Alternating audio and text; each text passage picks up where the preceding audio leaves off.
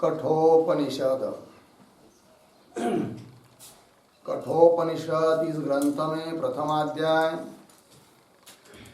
अध्याय में द्वितीय वल्ली और द्वितीय वल्ली का आज मंत्र है 24 नंबर का बराबर। इस मंत्र के अवतरणिका के रूप में लिखा किम च अन्यत्,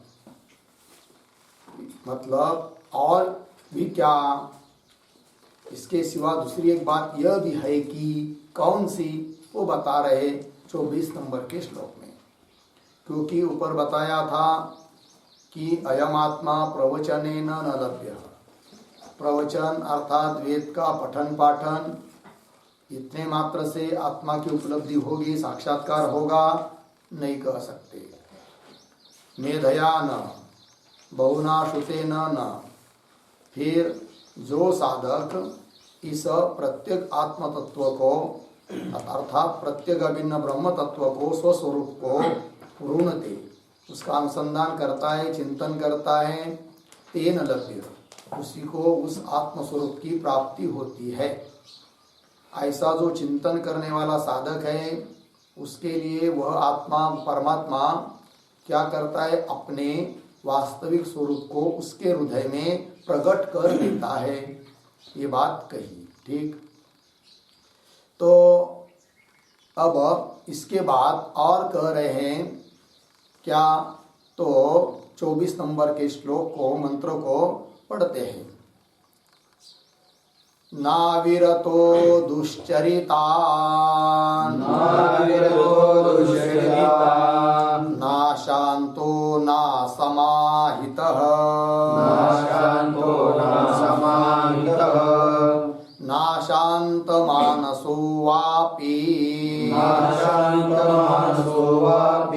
प्रज्ञानेनैनमाप्नुयात्, नाविरतो दुश्चरितान्, नाशान्तो न समाहितः, नाशान्तमानसो वापि प्रज्ञानेनैनमाप्नुयात्। न अविरतः दुश्चरितात्, न अशान्तः, न असमाहितः, न अशान्तमानसः वा अपि प्रज्ञानेन एनम् आप्नुयात्। ठीक, अन्वय। दुश्चरितात् अविरतः,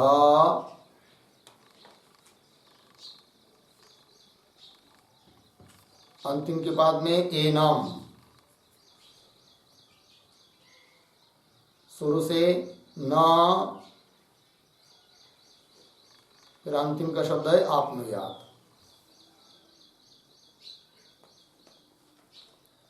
ऊपर अशांतः न, असमाहितः न,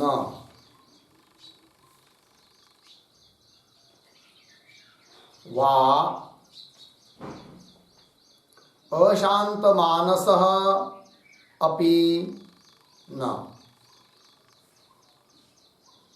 प्रज्ञानेन। ठीक है, तो क्या अर्थ हुआ, तो कह रहे दुश्चरित, दुश्चरित का अर्थ होता है पाप कर्म, और अविरत का अर्थ होता है अनिवृत्त। तो पाप कर्म से जो निवृत्त नहीं हुआ है ऐसा कोई व्यक्ति होगा तो वह भी एनम आत्मानम न आप्नुयात्, इस आत्म तत्व को प्राप्त नहीं कर सकता है। कौन, कि जो दुष्चरित्र से अर्थात पाप कर्म से रुका नहीं है, पाप कर्म करते ही जा रहा है, शास्त्र निषिद्ध कर्म करते ही जा रहा है, उसको भी आत्मा की प्राप्ति होती नहीं है। अर्थात उसको होगी, हो सकती है जिसने पाप कर्म निषिद्ध कर्म करने का छोड़ दिया है, तभी तो अंतर्मुख होगा, सत्वगुण बढ़ेगा, विवेक वैराग्य आएंगे, श्रवण मनन आदि हो जाएगा, तब धीरे धीरे उसको ज्ञान होगा। किंतु जो दुष्चरित्र में पाप कर्म में लगा हुआ है उसको तो कभी भी संभव ही नहीं है। एक वाक्य हुआ। और कह रहे अशांत, अशांत न, अशांत का मतलब होता है जिसकी इंद्रिया विषयों के तरफ आसक्त है, इंद्रिय लंपट जो है उसको भी आत्म तत्व की प्राप्ति नहीं होती है। अशांत न। और असमाहित न, असमाहित का मतलब जिसका मन एकाग्र नहीं है अर्थात विक्षिप्त है। तो ऐसे विक्षिप्त मन वाले पुरुष को भी एनम न आत्मयात, इस आत्म तत्व की उपलब्धि नहीं होती है।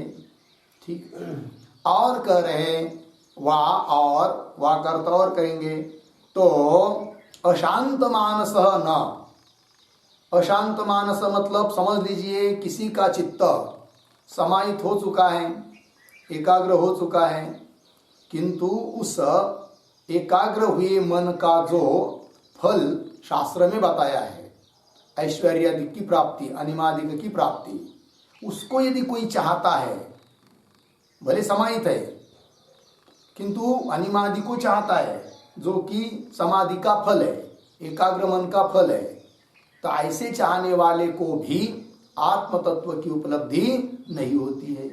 वही कहा अशांत मानस न। फिर आगे कहा कि प्रज्ञानेन, ठीक है ना जी।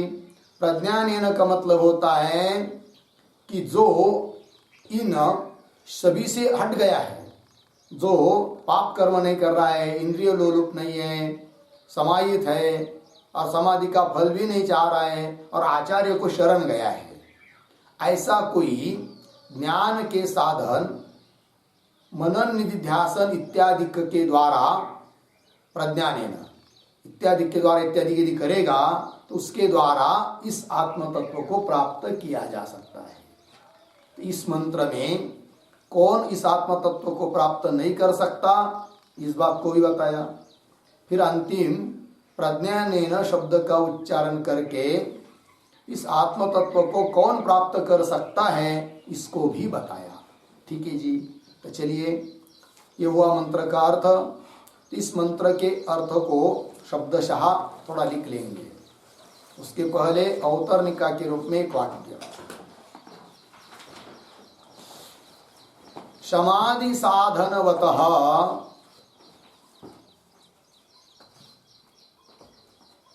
शमदमादि साधनवतः, शमदमादि साधनवतः एव आत्मज्ञानम संभवति, एव आत्मज्ञानम संभवति। अर्धविराम। न अन्यस्य,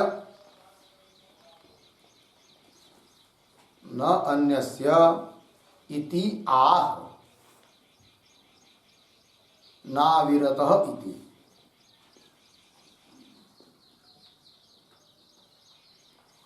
ठीक है, चलो भाई। तो क्या बताया? शम दमादि साधनवान जो साधक होगा उसी को ही आत्मज्ञानम संभवति, उसी को आत्मज्ञान हो सकता है। और इस प्रकार का साधन वाला नहीं है, अन्य ही कर्मों में, निषिद्धादि कर्मों में लगा हुआ है, तो उसको आत्मज्ञान की प्राप्ति नहीं होती है। इसी बात को बता रहे इस मंत्र के माध्यम से। तो लिखते हैं एक एक शब्द का अर्थ। तो प्रतीक है दुश्चरितात्,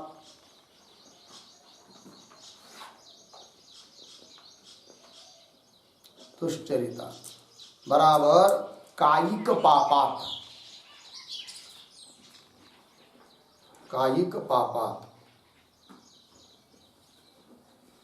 अविरतः प्रतीक, अविरतः बराबर अनिवृत्तः, अनिवृत्तः।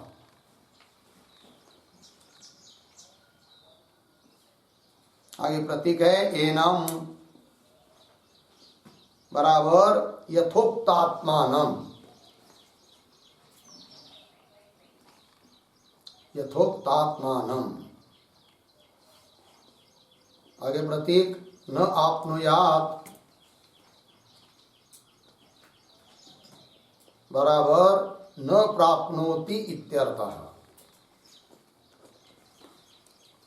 न प्राप्नोति इत्यर्थः। आगे प्रतीक है अशांतः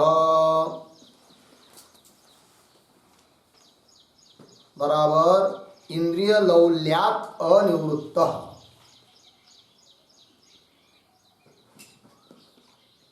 इंद्रिय लौल्यात् अनिवृत्तः।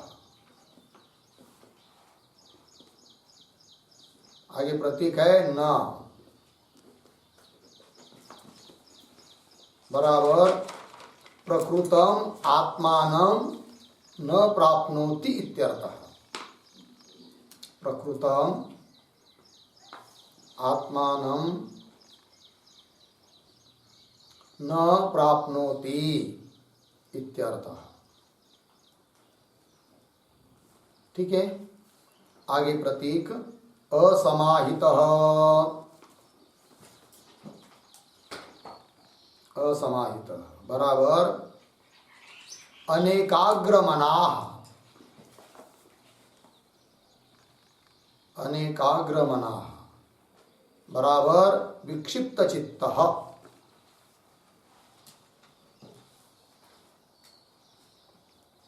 विक्षिप्त चित्तः। आगे प्रतीक न बराबर आत्मानं न आपनुयात्। आत्मानं न आपनुयात्। आगे प्रतीक है वा बराबर तथा च। तथा च आगे प्रतीक है अशांत मानसः अपि।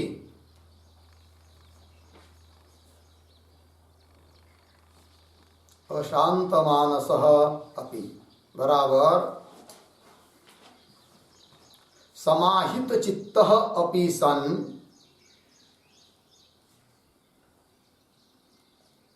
समाहित चित्तः अपि सन् समाधि फलात्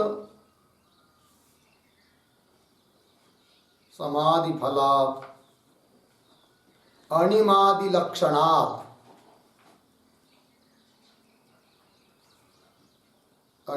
लक्षणात् अनिवृत्त मनाः च अनिवृत्त मनाः च। आगे प्रतीक न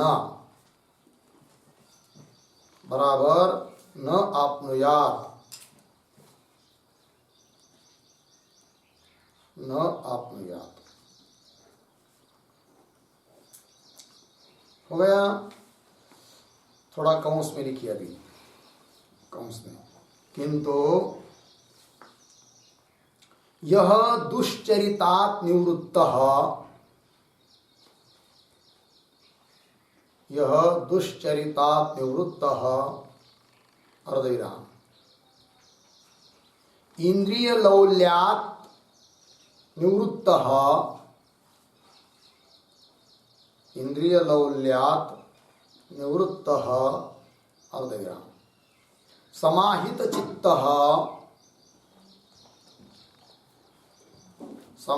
चित्तः अर्धविराम समाधि फलात्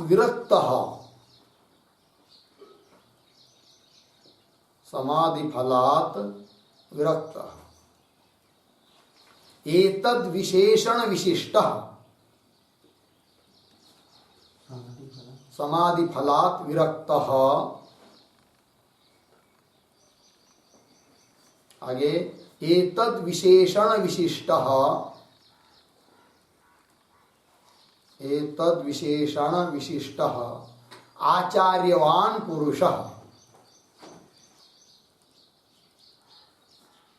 आचार्यवान् पुरुषः सह। आगे की तरफ बांध देकर कौंस बंद फिर आगे प्रतीक प्रज्ञानेन, प्रज्ञानेन बराबर ज्ञान साधन निदिध्या, ज्ञान साधन निदिध्यासनादिना, ज्ञान साधन निदिध्यासनादिना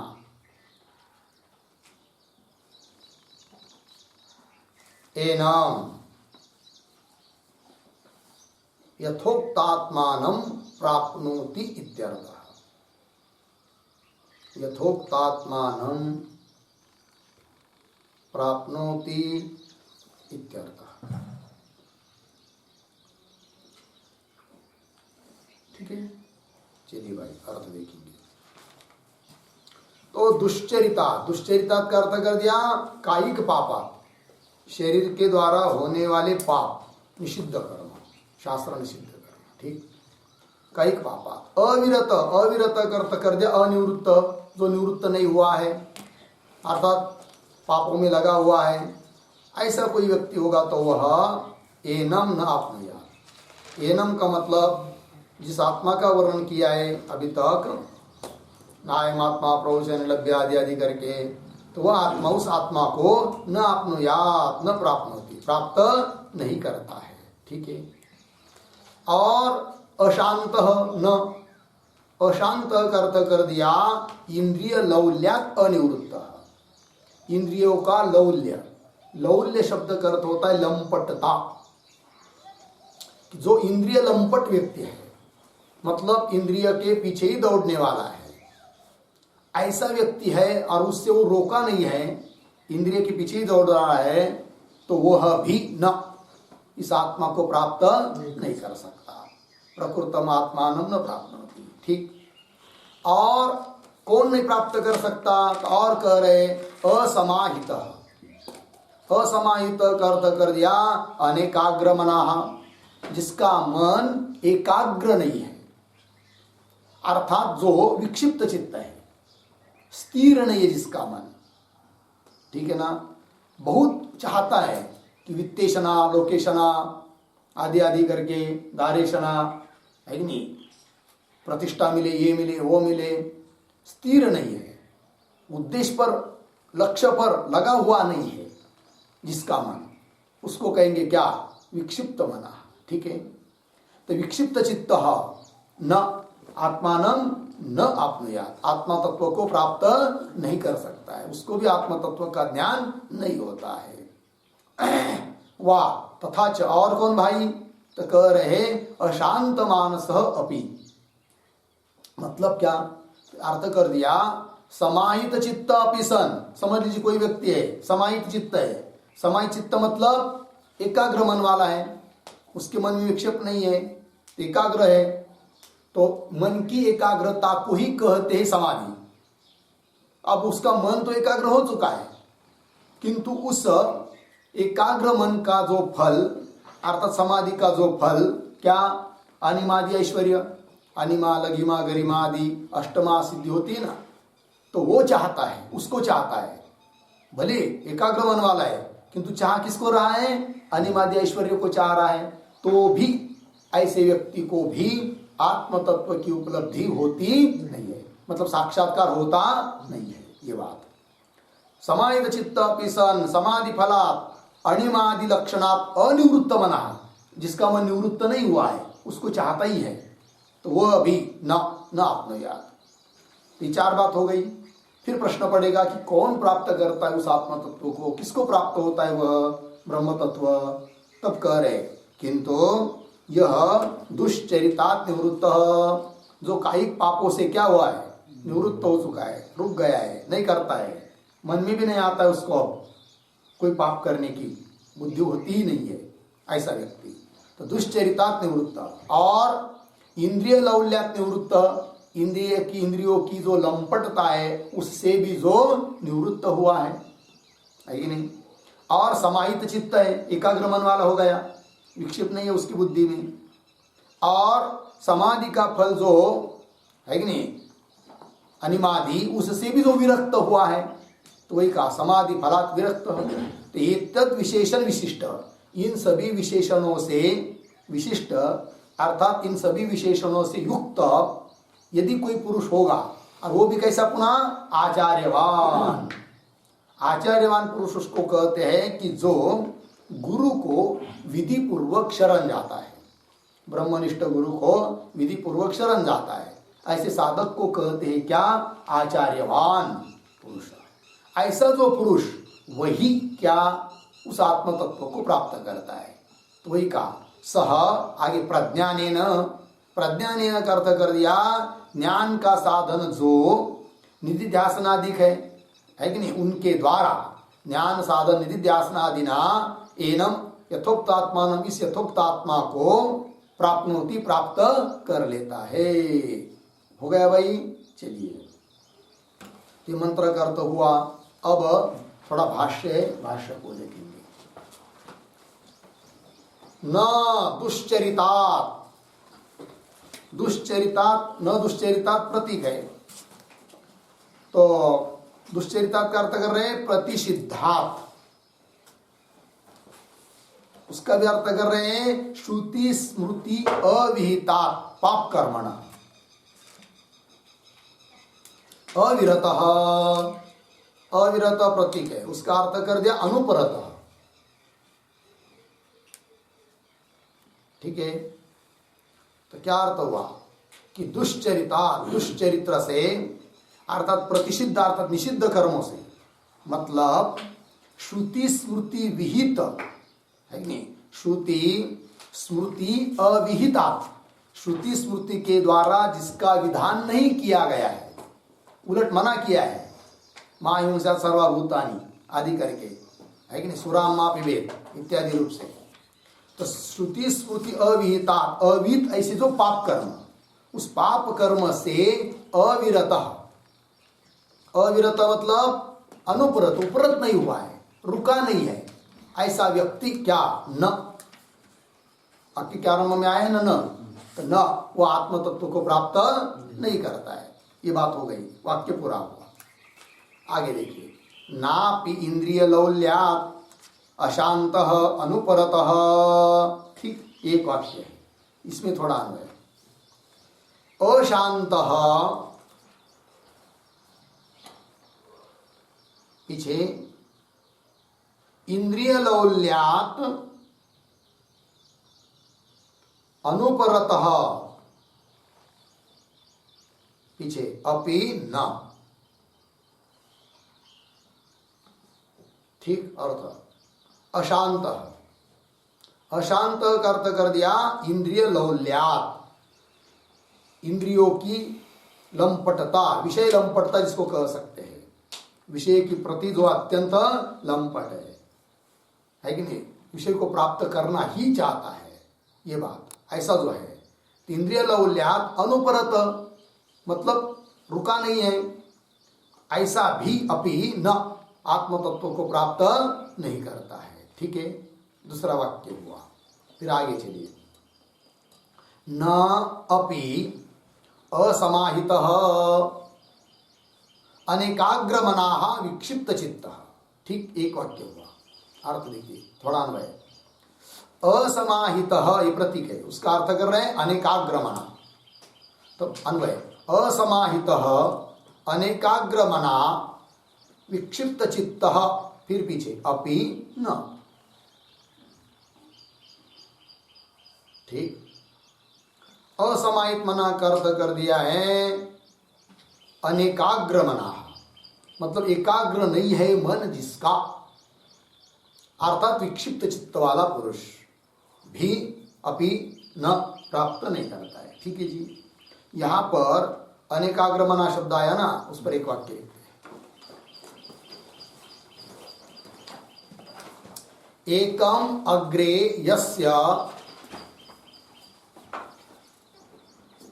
एकम अग्रे यस्य तत् एकाग्रम, यस्य तत् एकाग्रम अर्धविराम, यत् न तथा,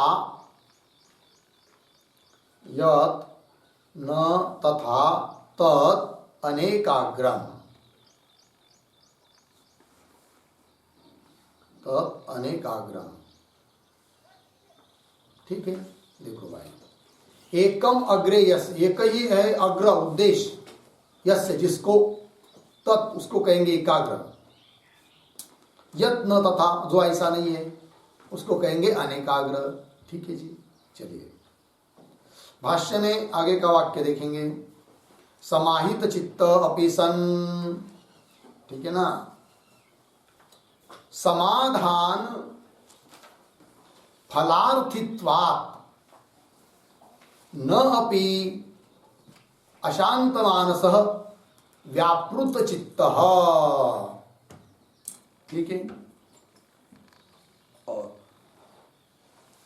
प्रज्ञानेन ब्रह्म विज्ञानेन एनम प्रकृतम आत्मानम आपनुयात्। होगा इतना? देखिए क्या क्या कह रहे हैं। तो समाहित चित्त अपि सन, अभी तृतीय पाद जो है मूल मंत्र ने, न अशांत मानस, उसकी व्याख्या कर रहे हैं।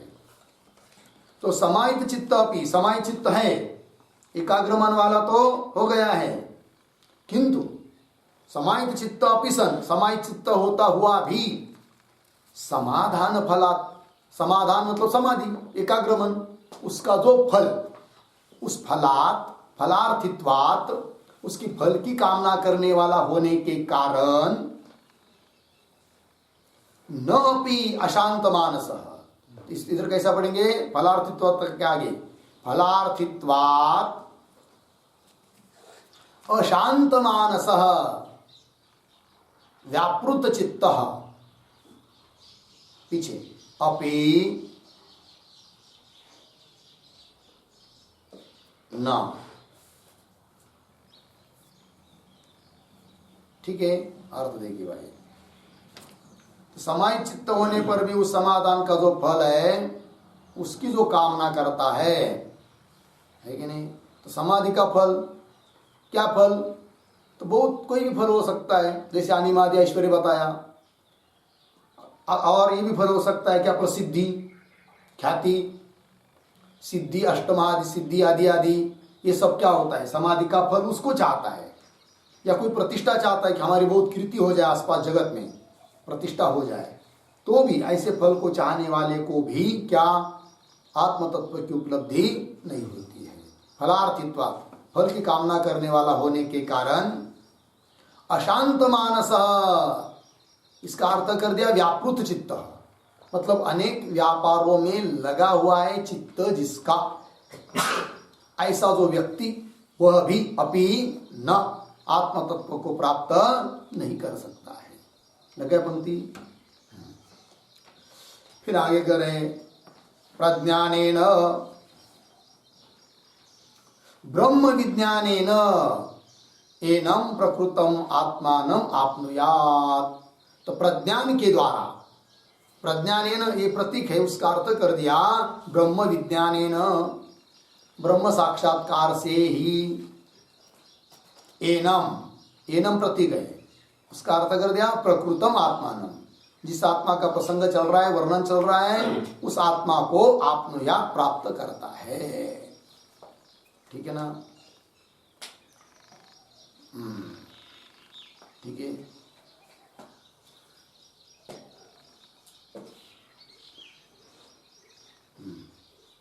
तो इतना हो गया ना। तो इस वाक्य का देखिए, अभी जो हम लोगों ने अन्वय किया था ना, उसको पुनः देखिए, एक बार पढ़ता हूं। तो कुछ नहीं विशेष, समाहित चित्त अपि सन समाधान फलार्थित्वात्, लगा इतना। उसके बाद अशांत मानस व्यापृत चित्त अपि, व्यापृत चित्त अपि है ना, अपि के बाद न लिया, तो न के पहले अपि के बाद थोड़ा आगे का ले लेंगे। अपि के बाद प्रज्ञानेन ब्रह्म विज्ञानेन एनम प्रकृतम आत्मानम न, ऐसा करेंगे, न, फिर आगे आपनुयात्।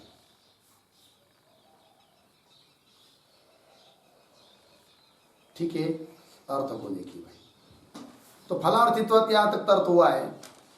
अशांत मानस व्यापृत चित्त अपि, जिसका अनेक व्यापारों में चित्त लगा हुआ है, वह भी क्या प्रज्ञानेन न, ऐसा लगना।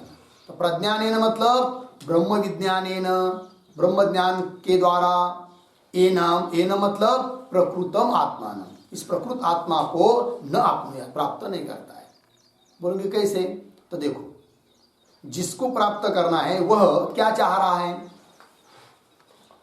समाधान का फल, समाधि एकाग्रता, उसका फल चाह रहा है। और उसका फल चाह रहा है, इसलिए उसको अशांत मानस होने के कारण, अनेक व्यापार में उसका चित्त लगा हुआ है, इसके कारण वह प्रज्ञानेन, ब्रह्म ज्ञान के द्वारा भी उस आत्मा को प्राप्त नहीं कर सकता। तो बोलेंगे कैसे?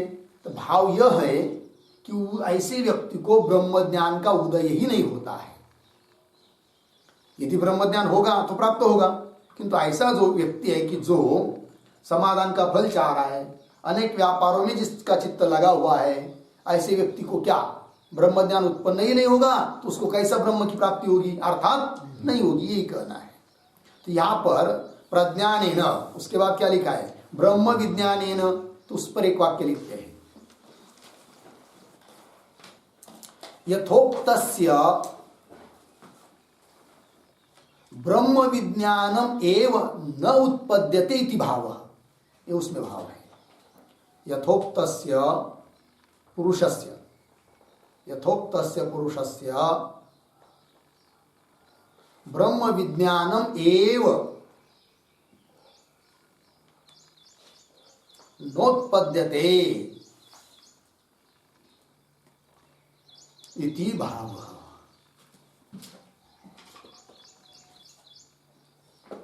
हो गया? देखो भाई, यथोक्तस्य पुरुषस्य, यथोक्त पुरुष मतलब जो समाधि का फल चाह रहा है, पाप कर्म से रुका नहीं है, आदि आदि करके बताया कि नहीं, ऐसे पुरुष को ब्रह्म विज्ञानम एवं नोत्पद्यते, ब्रह्म ज्ञान ही उसको उत्पन्न नहीं होता है, तब उसको प्रज्ञान अर्थात ब्रह्म विज्ञान के द्वारा इस आत्म तत्व की प्राप्ति होगी क्या? अर्थात नहीं होगी। वाक्य लगाया, देखो भाई, तो प्रज्ञानेन ब्रह्म विज्ञानेन एनम प्रकृतम आत्मानम न आपनुयात्, को प्राप्त नहीं करता है, क्योंकि उसको ब्रह्म ज्ञान उदित होता ही नहीं है। फिर आगे, फिर कौन प्राप्त करता है? भाष्य में, यह तो दुश्चरितात् विरतः, अर्धविराम, इंद्रिय लौल्यात्, नहीं, अच्छा है, आगे कोई जरूरत नहीं। यह तो दुश्चरितात् विरतः इंद्रिय लौल्याच्च, अब यहां पर दे सकते हैं, समाहित चित्त समाधान फलात् अपि उपशांत मानसः च आचार्यवान प्रज्ञानेन यथोक्तम आत्मानं प्राप्नोति इत्यर्थः। ठीक है, तो अभी तक जो चिंतन बताया भाष्यकार ने वो यह कि कौन कौन आत्म तत्व को प्राप्त नहीं कर सकता। अब यह तू यहां से फिर कौन आत्म तत्व को उपलब्ध कर सकता है, इसको बता रहे भाष्यकार। ठीक है, तो देखिए, यह तो जो व्यक्ति दुश्चरितात् विरतः, दुश्चरित का अर्थ कर दिया था क्या? कायिक पाप है कि नहीं? तो पाप कर्मों से रुका हुआ है, अर्थात पाप कर्म करता नहीं है, विरतः।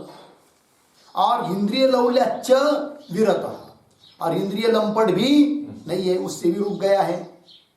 और समाहित चित्त, एकाग्र मन वाला है। और समाधान फलात् अपि उपशांत मानस, समाधि का फल, समाधान का जो फल, एकाग्र मन का जो फल है, अनिमादि ऐश्वर्य प्राप्ति या ख्याति वगैरह, उससे भी जो उपशांत मानस, उससे भी वो रुक गया है, उसको भी चाहता नहीं है। और पुनः आचार्यवान, गुरु को, ब्रह्मनिष्ठ गुरु को विधि पूर्वक शरण गया हुआ है, ऐसा जो पुरुष वही प्रज्ञानेन, प्रज्ञानेन का अर्थ ऊपर कर दिया है, ब्रह्म विज्ञानेन, उसी को ब्रह्म विज्ञान प्राप्त होकर यथोक्तम आत्मान प्राप्त होती। यथोक्त आत्मा को, आत्मा का जो वर्णन हुआ है अजर अमर आदि आदि करके उस आत्म तत्व को वह प्राप्त कर लेता है। ठीक है ना जी, ये बात बताई। हो गया। यहाँ पर प्रज्ञानेन यथोक्तम आत्मानं प्राप्नोति, ऐसे है ना, प्रज्ञानेन। तो प्रज्ञानेन के ऊपर एक वाक्य, यथा निर्दिष्ट साधनैहि,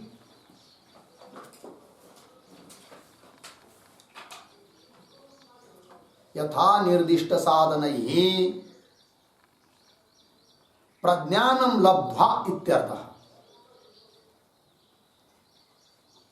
प्रज्ञानं लब्ध्वा इत्यर्थः।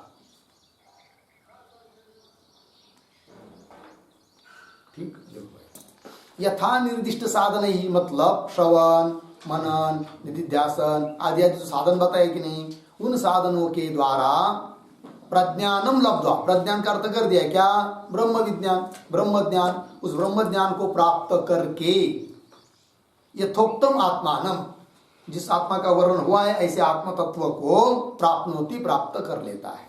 ठीक है जी।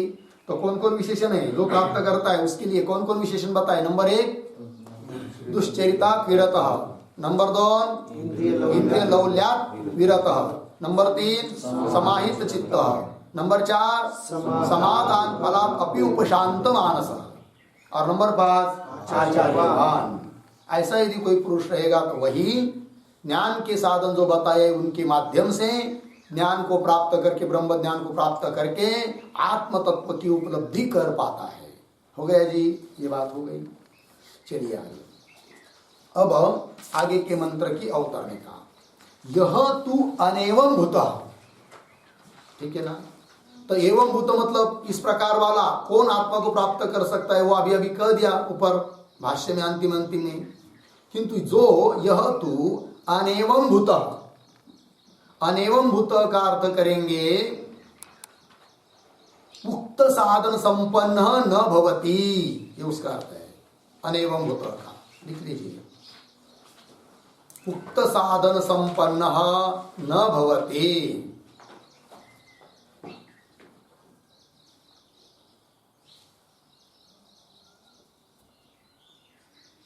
उक्त साधन संपन्न न भवति सह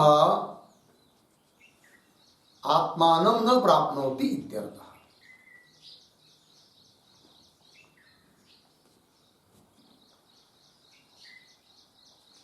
ठीक है।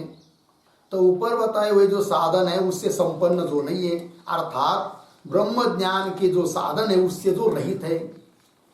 ऊपर कहा ना दुश्चरिता से विरत चाहिए, किंतु ऐसा नहीं है, दुश्चरित में लगा हुआ है आदि आदि करके, श्रवण मनन आदि भी नहीं कर रहा है, आचार्यवान भी नहीं है, तो ऐसे व्यक्ति को आत्मा की प्राप्ति होती ही नहीं है। पुनः कह रहे, अर्थात आत्मा को प्राप्त करना कितना कठिन और दुर्लभ है, इस बात को बता रहे हैं। आत्मज्ञान का दुर्लभत्व बताया जा रहा है इस 25 नंबर के मंत्र के द्वारा। इस मंत्र का उच्चारण करते हैं, यस्य ब्रह्म च क्षत्रं च उभे भवत ओदनः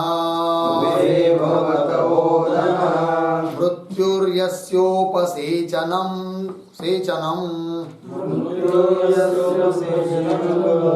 क इत्था वेद यत्र सः यस्य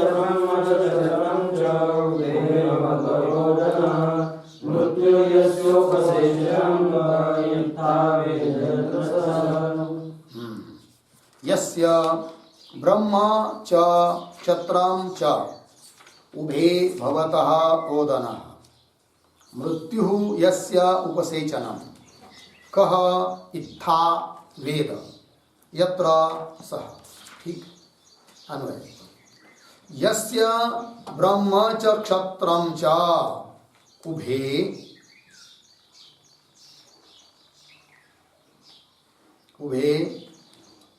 ओदनः भवतः, नीचे यस्य उपसेचनं मृत्यु, यस्य उपसेचनं मृत्यु सः यत्र इत्था कह वेद। ठीक है, देखो, यस्य, जिस परमात्मा के, ईश्वर के, अर्थात तम प्रधान मायोपाधिक ईश्वर के, क्योंकि उपसंहार करने वाला जो ईश्वर है वह, उसकी उपाधि तम प्रधान माया है। इसलिए ऐसा जो ईश्वर, उसके लिए ब्रह्म च क्षत्रम च उभे ओदन भवत। ब्रह्म अर्थात ब्राह्मण, क्षत्र अर्थात क्षत्रिय, जो कि दोनों भी धर्म के रक्षक हैं, ऐसे असनारे इतने बड़े भी, वो दोनों भी जिनके लिए ओदन है, ओदन की तरह है कि नहीं, और उपसेचनम मृत्यु, चटनी की तरह है मृत्यु, मृत्यु मतलब यमराज, ऐसा असनारा जो ईश्वर है कि नहीं, मतलब तम प्रधान मायोपाधिक ईश्वर। और वह ईश्वर सह यत्र है कि नहीं, स यत्र मतलब उसका जो शुद्ध स्वरूप है उसको इत्था, इस रूप से, कह वेद, कौन जानेगा, अर्थात नहीं जानेगा, यह अर्थ बताया। अर्थात इस मंत्र के द्वारा आत्मा की दुर्लभता बताई जा रही है। ठीक है, तो चलिए, तो इसका अर्थ लिखते हैं। उसके पहले एक अवतरणिका के रूप में वाक्य,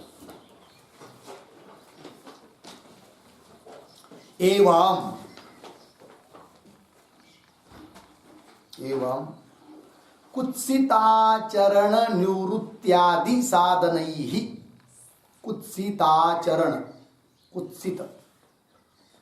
कुत्सिताचरण निवृत्त्यादि साधनैः, निवृत्त्यादि साधनैः विना आत्मा न ज्ञातुं शक्यः, आत्मा न ज्ञातुं शक्यः इति उक्तम् उपसंवरति, इति उक्तम् उपसंवरति यस्य इति।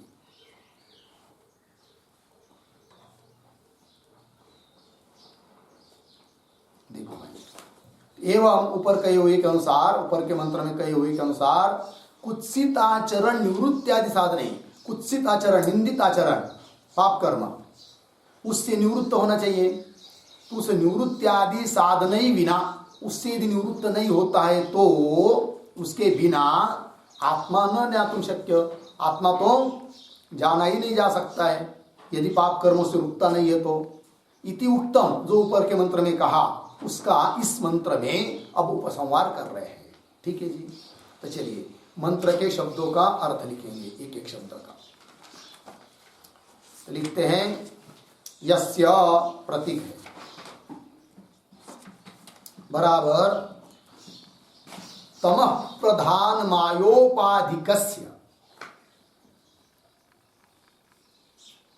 तमो प्रधान मायोपाधिकस्य ईश्वरस्य, ईश्वरस्य,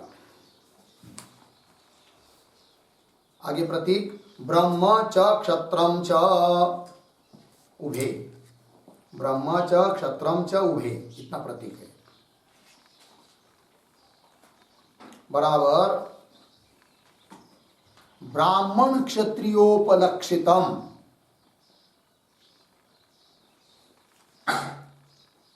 ब्राह्मण क्षत्रियोपलक्षितम चराचरात्मकम जगत, ब्राह्मण क्षत्रियोपलक्षितम चराचरात्मकम जगत। आगे प्रतीक ओदनः भवतः,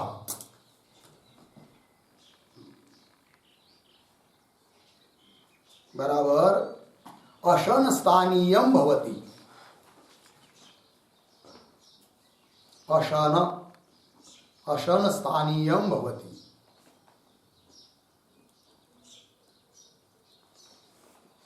आगे प्रतीक यस्य बराबर ईश्वरस्य, ईश्वरस्य। आगे प्रतीक है उपसेचनम, उपसेचनम बराबर शाक सूप स्थानीय,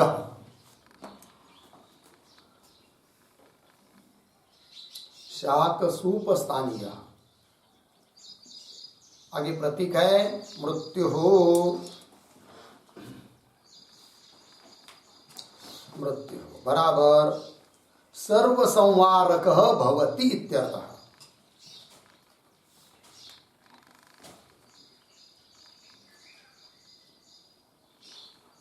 सर्व संवारक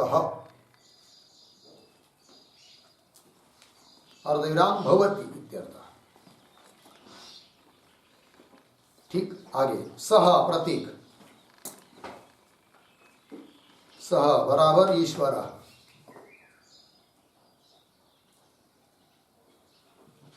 आगे प्रतीक है यत्र बराबर यस्मिन् शुद्ध स्वरूपे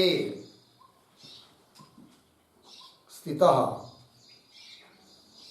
यस्मिन् शुद्ध स्वरूपे स्थितः तम शुद्धम आत्मानम,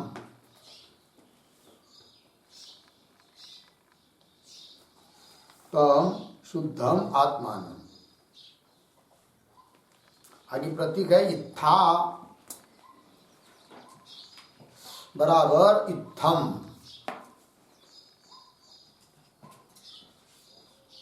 इत्थम। आगे कौंस में लिखिए मया यमेन ज्ञातः, मया यमेन ज्ञातः तथा,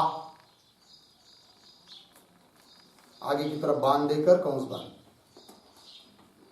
कह वेद प्रतीक, कह वेद बराबर मदन्य कह विजानीयात्, मदन्य कह विजानीयात् अर्धविराम न कोपि इत्यर्थः पूर्णविराम। आगे एतेन आत्मज्ञानस्य,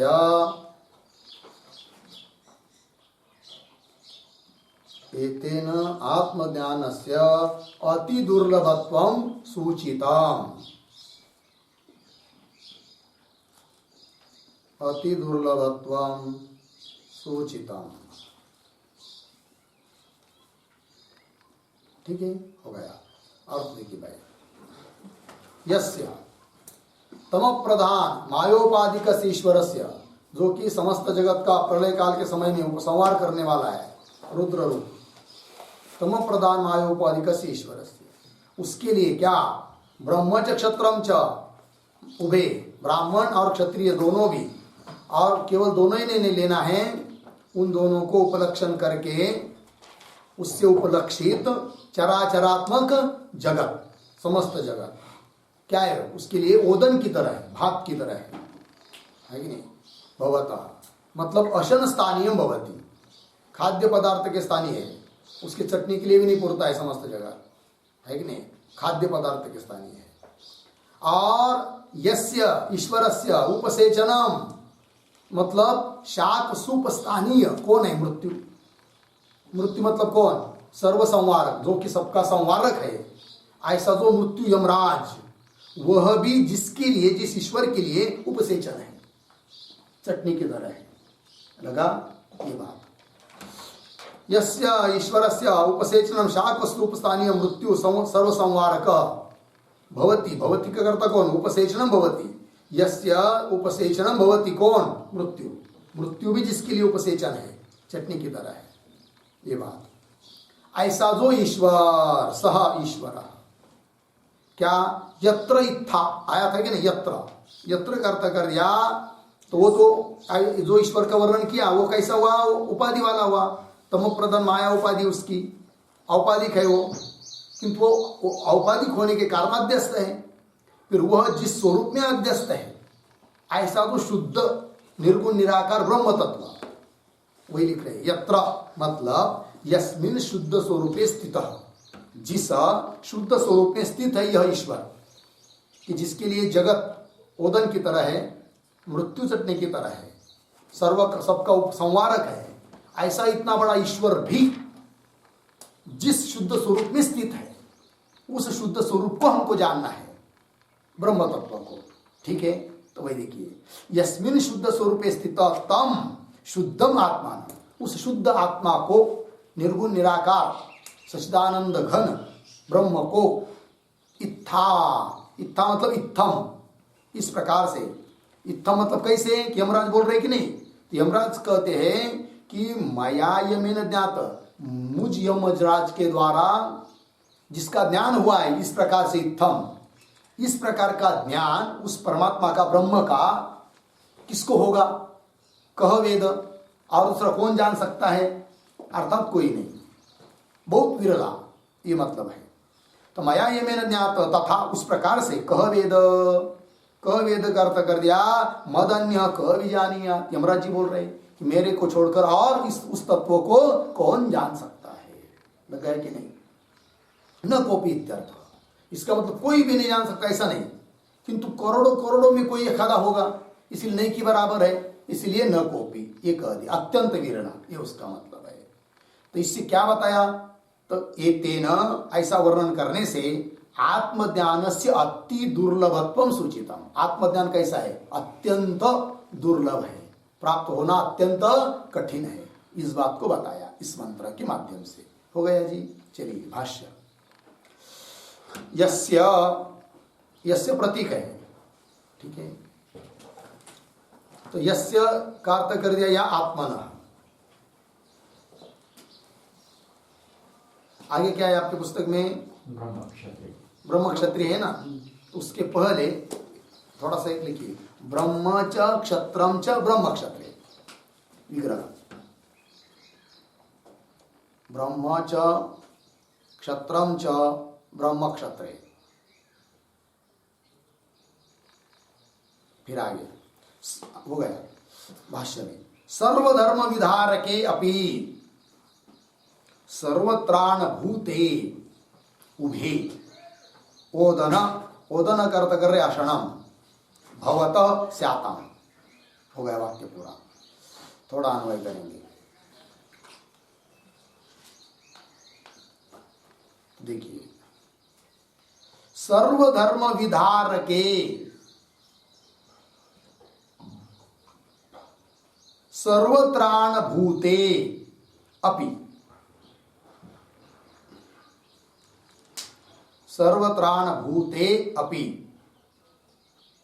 पीछे आइए, ब्रह्म च क्षत्रम च ब्रह्म क्षत्रे,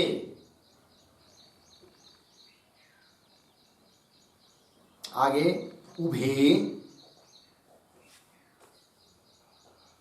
पीछे यस्यात्मनः ओदनः अशनं भवतः स्याताम्।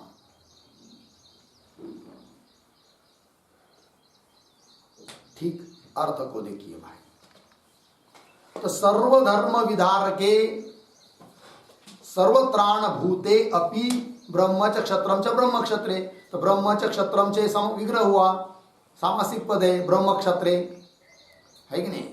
तो ब्रह्म और क्षत्र इन शब्दों से क्या लेना है, ब्रह्म शब्द से लेना है ब्राह्मण, और क्षत्र शब्द से लेना है क्षत्रिय। तो ब्रह्म शब्द से ब्रह्म नहीं लेना है तत्व, ब्रह्म तत्व परमात्मा, ब्राह्मण लेना, क्यों, क्षत्र शब्द के सन्निहित होने से, ठीक है ना। क्षत्र मतलब होता है क्षत्रिय, और उसके दो विशेषण दिया यहां पर, क्या, सर्वधर्म विधारके सर्वत्राण भूते अपि, तो सभी धर्मों का विधारक, धारण करने वाले कौन, ब्राह्मण, और क्षत्रिय उन ब्राह्मणादिकों का रक्षण करने वाले हैं, इसलिए उनको कह दिया क्या, सर्वत्राण भूते, सभी का रक्षण, रक्षक है, रक्षक स्वरूप है क्षत्रिय, ठीक है।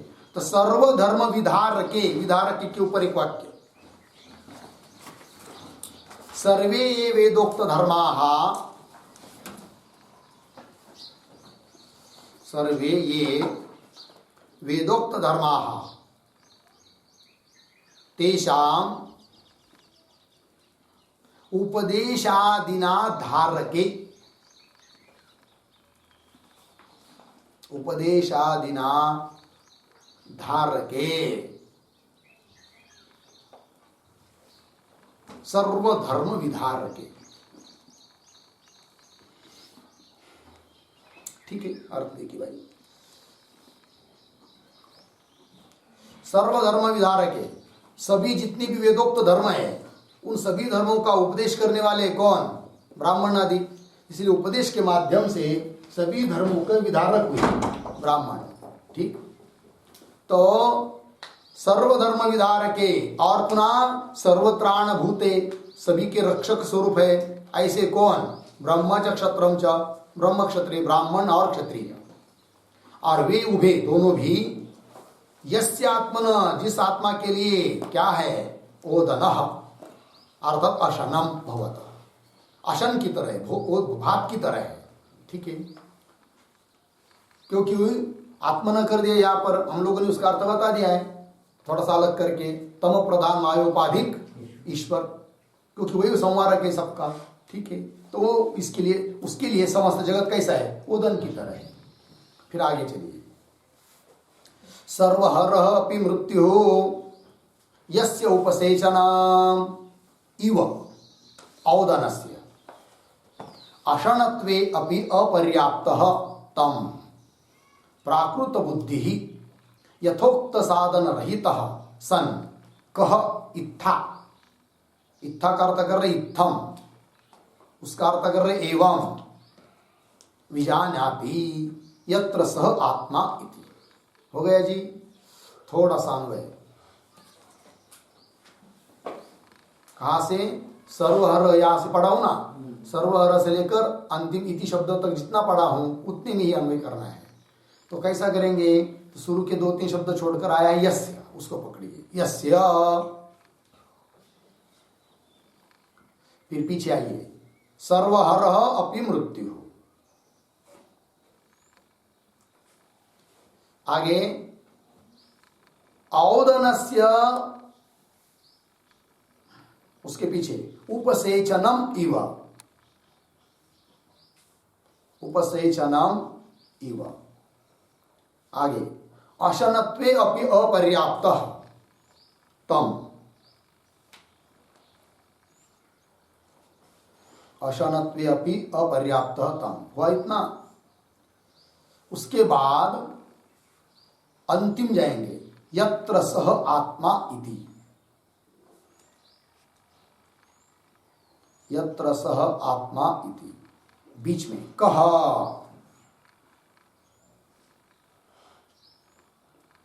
उसके पीछे आइए, यथोक्त साधन रहित सन, यथोक्त साधन रहित सन, उसके पीछे प्राकृत बुद्धि ही, आगे इत्था, इत्थम, एवं, सरल है, यथोक्त साधनवान इव इत्यर्थः, वेद विजानाति। हो गया, अब देखिए भाई, यस्य, जिसके लिए सर्वहर अपि मृत्यु, यद्यपि मृत्यु कैसा है? सर्वहर है, मृत्यु का विशेषण सर्वहर, सबका हरण करने वाला है कौन? मृत्यु। तो यस्य सर्वहर अपि मृत्यु हो, ऐसा होने पर भी कैसा है वो मृत्यु? जिसके लिए कि औदनस्य उपसेचनम इव, भात के बराबर चटनी की तरह है। जैसे हम लोग भात खाते हैं कि नहीं, तो मुख्य भोजन क्या हुआ? भात और चटनी, वो तो एक उसके साथ है। उस प्रकार उस परमात्मा के लिए ओदन के बराबर भी नहीं है, अशन खाने, अन्न के बराबर भी नहीं है मृत्यु, यमराज चटनी के बराबर है, ऐसा हुआ आत्मा। ठीक है ना, देखिए, यस्य सर्वहर अपि मृत्यु हो औदनस्य उपसेचनम इव, मिला, भात के चटनी के बराबर, तरह अल्प है इसका मतलब, उसी को स्पष्ट कर रहे हैं। आशनत्वे अपि अपर्याप्त, खाने के लिए भी अपर्याप्त है। मतलब चटनी क्या, चटनी खाएंगे तो पेट पर थोड़ी भरता है, वो तो क्या है, खाने के लिए पर्याप्त नहीं होती, इतनी सी होती है चटनी। उसके लिए उस प्रकार जिस आत्मा के लिए यमराज मृत्यु भी कैसा है, चटनी की बराबर है। अशनत्वे अपि अपर्याप्त, इसका अर्थ लिखिए, अशनत्वे अपि अपर्याप्त का। अन्नत्वे अपि असमर्थः, अन्नत्वे अपि असमर्थः शाकस्थानीयः इत्यर्थः।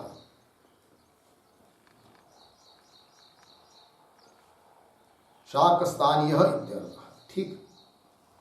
अन्न होने पर भी वो असमर्थ है, शाकस्थानीय है, चटनी की तरह है, अपर्याप्त। तम, ठीक है ना, चलो भाई।